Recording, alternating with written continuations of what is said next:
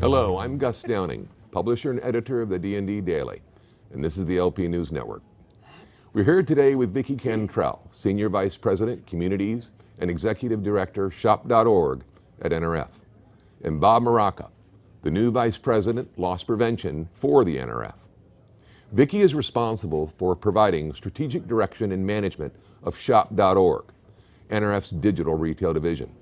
Additionally, she's responsible for oversight of the NRF communities, including the NRF CIO Council, the Association of Retail Technology Standards, ARTS, and loss prevention.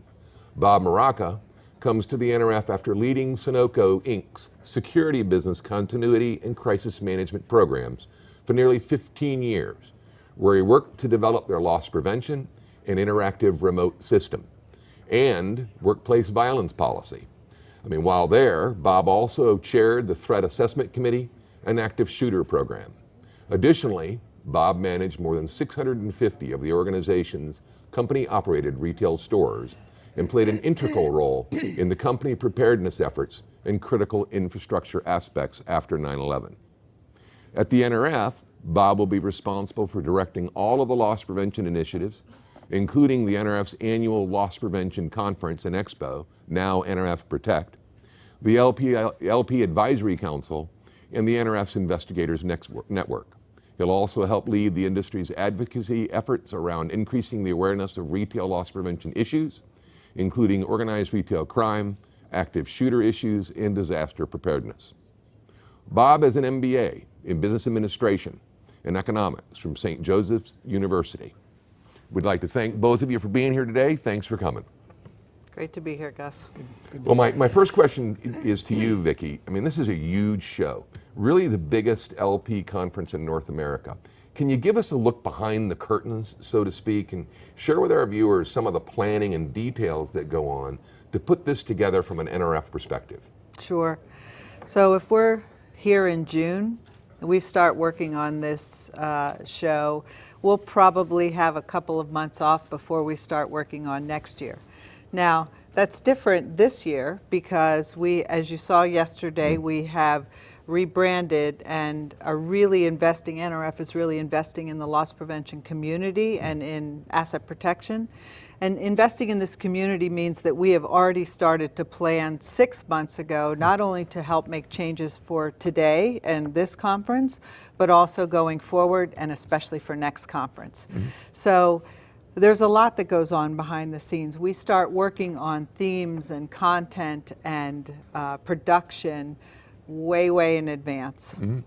Insofar as the history of the show, back in 1984, which was my first NRF LP conference, which I hesitate to even bring up, there was only about 400 attendees. It really was just the department stores and the specialty retailers. And now it's close to 3,000 attendees with all of the retailers represented. What do you attribute that growth to? It's a great accomplishment and one that I think the viewers should hear about.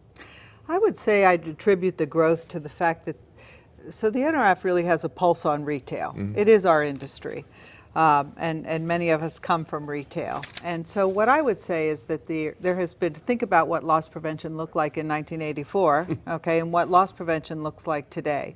It's a very different world.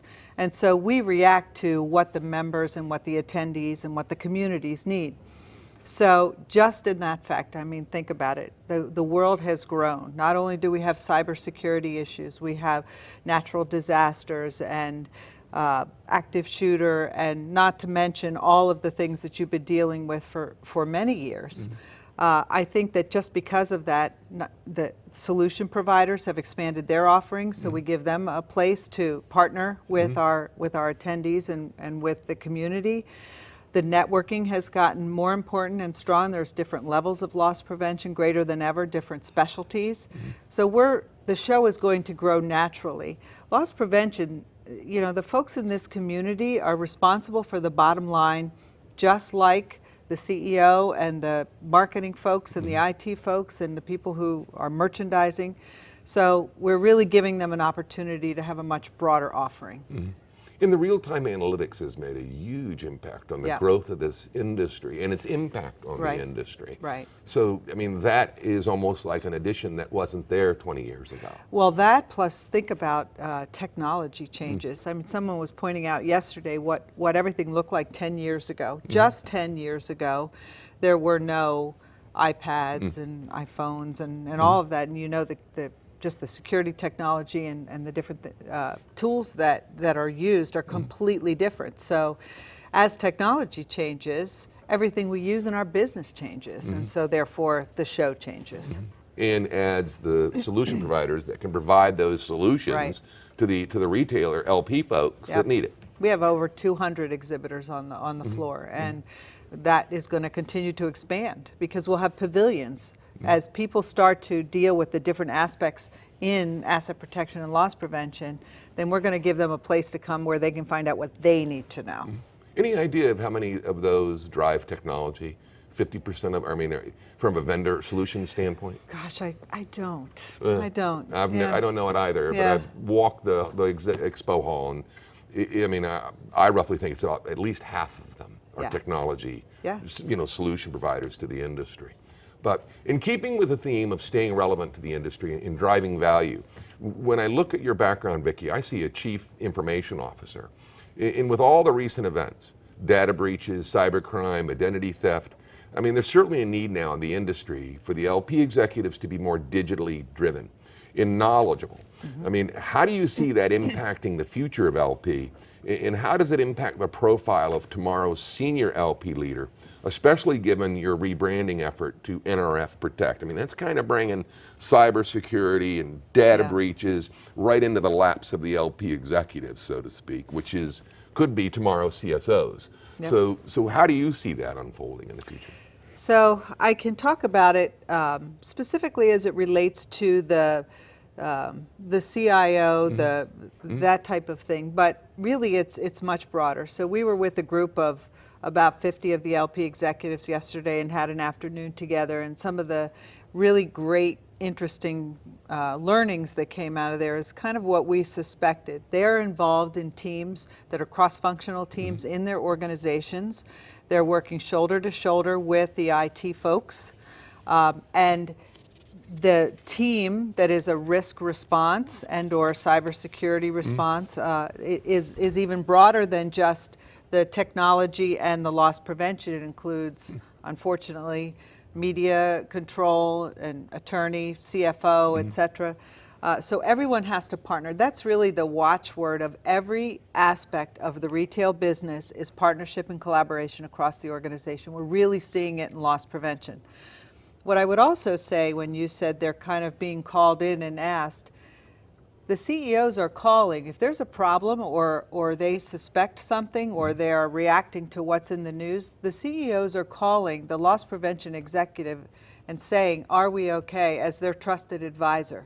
Because this industry knows how to do an investigation. And we are talking about a crime. I don't just want to talk about cybersecurity like that's the only thing in their wheelhouse, but I will, or in their, what's top of mind right now.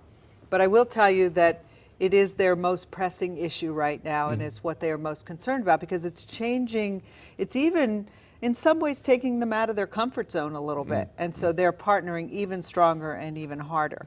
But it's across many areas. Now, how do we service that? We have an IT security group that was formed under our CIO Council.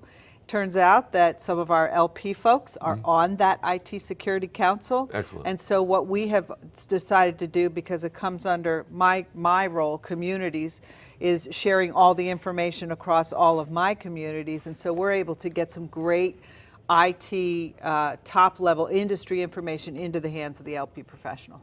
Actually, we're going to be visiting with Tom Litcher, your Yep. He'll be talking IT about Security that. Council I don't want to steal his thunder. Well, Bob, that brings us to you.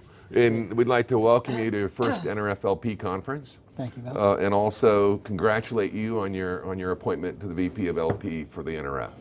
So welcome to the community. Appreciate that.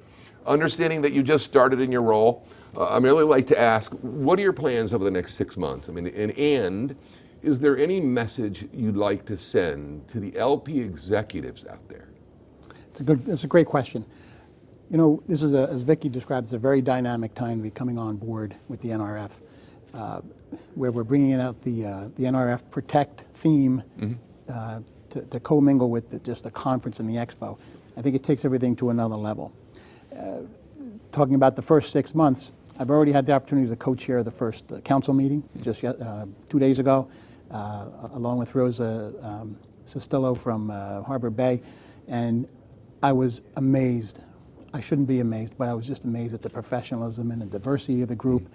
Everyone's using candor, bringing out their issues, talking through things. You know, a very dynamic group. So it's enjoyable so far. It really is to look at where we are and where we want to go. I think 6 months looking in a direction. I think we're going to continue to do some of the things that my predecessors have done. The issues that are at hand, you know, the cyber issues, the active shooter, the threat issues, what I call, you know, cyber crime, as well as e-criminals, all those components are going to be right on us. Vicki mentioned, the first day at the NRF, I already met Tom, and we both spoke a little bit, and by noon we decided, you know what, we've got to be attached at the hip with all the issues that are coming from the IT side and the LP side. I mean, it's a good marriage, and we will coordinate that effort, and you're going to talk to Tom later on. You know, we do things well. I think what we're going to, my plan is to get a fresh set of eyes on some issues. Some things are going to be relatively new, maybe refresh some of the existing policy procedures or efforts in different areas. For example, the Fusion Center that we have here at the show. I have never seen a show, and I've been involved with a lot of professional organizations with anything like it. We've got federal, state, local law enforcement. Nor have I seen it anywhere. No, it's a new concept. It's a tremendous concept, and that's just going to grow. The law enforcement team want to be involved. They want to be engaged. They even want to meet the media. At the end of the day today, we're going to have them. I think we've already had them, or they're about to come in, and they're going to talk. Some of the law enforcement folks even asked, "Do you want us to bring pictures of ourselves?" You know, I mean, they're just totally. I've never seen that from the law enforcement end of the community. So the partnership is going to continue to grow, and I think that effort's going to go strong, and that's where I want to continue to grow the effort here on the loss prevention side. We even have them here for one session at the end of the day. So that's excellent. Absolutely. Well, we'd like to thank both of you for taking the time to meet with us today, especially on your busy schedule. Thanks for fitting us in, and I just can't applaud enough the NRF Protect. We're really excited about it. The Daily has been so trying to provide the information to include cybersecurity, the data breaches, and almost kind of try to force feed the industry of look over here, look over here. So I was thrilled to hear about it yesterday. Good luck with it. Thanks. Good luck with it. Thanks so much. Well, that's it for this episode. We'd like to thank you for watching. And now we'll go back over to Joe and Amber.